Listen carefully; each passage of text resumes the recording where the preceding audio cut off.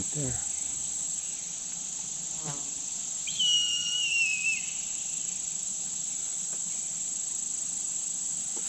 Joe, where we stand, we're about 420 feet from the road. So that's very open. So, but deer are bedding right here. Hey guys, Kapper here. Welcome back. In today's episode, we're going to continue on our 38-acre Southern Illinois investment property, and today we're going to do some deer scouting. So while I was in a mini excavator getting some work done, my buddy Phil came over because he lives close to there, and he did some deer scouting. So let's join Phil as he shows me some of the intel that he found out on this property, and maybe you'll learn something, maybe you won't. Either way, we'll get some fresh air, and this is just one of the many steps that goes into making a decent financial return on a hunting property. So there's so many things to take into consideration. This is just one of them. But anyways, let's join my buddy Phil and see what he found out on our 38 acres. Check it out. Thanks. So, but deer are bedding right here to get into the big timber, feeding on acorns right now. So need to make a destination plot there and a destination plot up there In that bottom, that long just bottom, next to the bottoms, because this is flat. It's going to get a lot of good moisture, so that's a good spot for a destination plot. And another one here, and we should be able to pull deer off of the government ground, stack them up in here in the bowls, and then need a little bit of TSI work down in there. And I didn't realize that the woods actually cover the whole property through the center. So if they are using the woods as a travel route, and we got food on both sides, that could be all right. Yeah, they'll transition off of that government, from government to government, because if you look, that's what you are. You're the finger connecting them. You're a main transition that way. So deer are going to pass through here. We're just going to give them a better reason to spend more time here, a disproportionate amount of time here. That's right, man.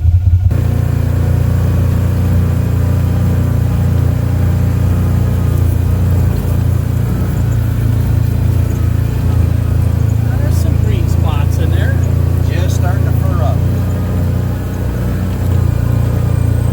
Give it another week.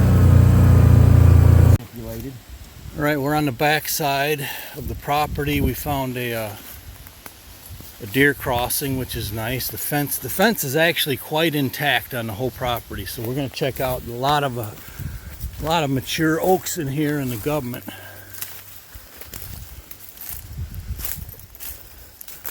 See, this is one of the benefits. I don't know if you guys could see it, but tell them how steep that is, Phil. For someone to try and hike in from the road. No, they're not coming in here. You're gonna have to hike a long way to get back in here. So when you're looking to lease land or buy land, having public bordering you is a double-edged sword. Sometimes it's good, sometimes it's bad. In this particular case, you could see here, if you look at the road on the left here, the public that is behind us doesn't have any really good road access anywhere nearby this property. And as you're going to see in a minute, it's super steep ridges and that. So for someone to hike way back there, I mean, someone would really, really have to work hard. So there's so many things to take into consideration when you're talking about public land, but easy access is probably the first thing you should look at when it comes to public land bordering your lease or your hunting land. So let's continue on our scouting. And it is steep. Ambitious. A giant white oak over there, getting lots of sun. Yep, I see it. You got tracks right here. So they're going down to those bottoms that tie in. That bottoms ties into our bottoms over there. Okay. Right down in there. I mean, even if you drove your four-wheeler or your electric up there and set up a stand or two in here, you've just now turned it into 80 acres or 100, if not more. Opened up your hunting property from 38 acres to 138 acres. Yeah, I mean, look at how steep that is. That's pretty. Yeah, this is a nice finger. I bet you they're coming up and down right here. Oh, absolutely. Found the first rub on the trails. That's why you gotta have good trails. Felipe spotted that one. Nice eagle eye. Look at this trail we found.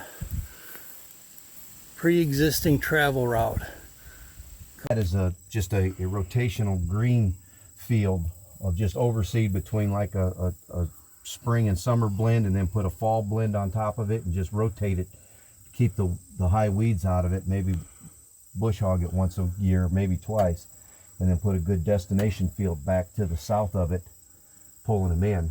And then you got all them oaks along there that when they start dropping, they could get to them. Yep, I like it. Clover pot, a strip here along this tree line.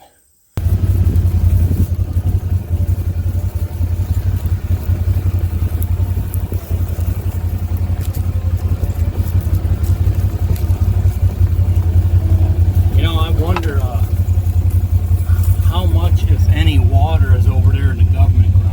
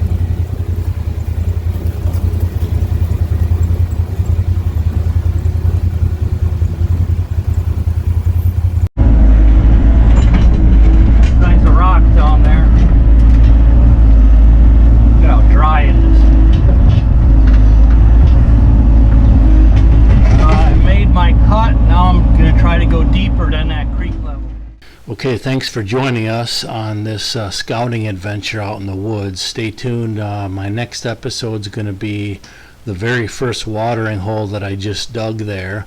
It's going to be an experiment, something different that I have not done yet. I'm kind of attaching it to a creek, kind of in a way. But anyways, stay tuned for that. We'll bring that in the next episode or two, and we're going to continue to improve this property. And we've already made a good financial return on it. We just leased it to a group of guys. So we'll bring you details down the road. So definitely stay tuned. We appreciate it. We'll catch you guys on the next episode. Thanks a lot.